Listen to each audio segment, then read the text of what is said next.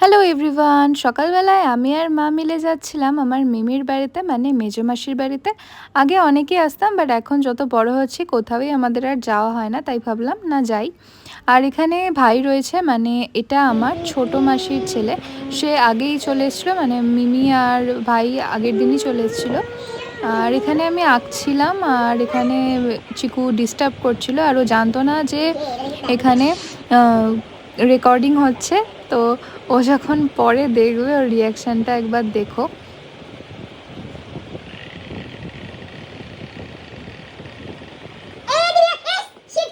कैसा लगा मेरा मजाक?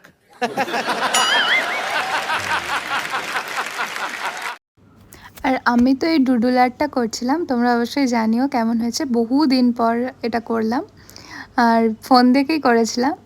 আর এখানে লাঞ্চে আজকে ছিল ভাত, আর একটা কিসের চচ্চড়ি ছিল, ডাল ছিল যেটা আমি খাইনি, আর ছিল চিকেন। প্রত্যেকটা রান্নায় সিম্পল হয়েছিল আর ভালোই হয়েছিল খেতে। আর খাওয়ার পর ওদের সামনে এখানে একটা পুকুরের মতো জায়গা আছে, সেই জায়গাটাই তোমাদের সাথে শেয়ার করছি। খুব সুন্দর লাগছিল দেখতে। আর বিকেলবেলায় আমরা সবাই মিলে ঠিক করি দিয়ে যে কিছু খাবো বাইরে থেকে।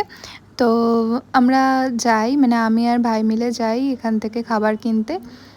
আমার বোনও গিয়েছিল, ও যেহেতু আঁকতে গেছিলো তাই জন্য আঁকার ওখান থেকে জয়েন করে আমাদের সাথে।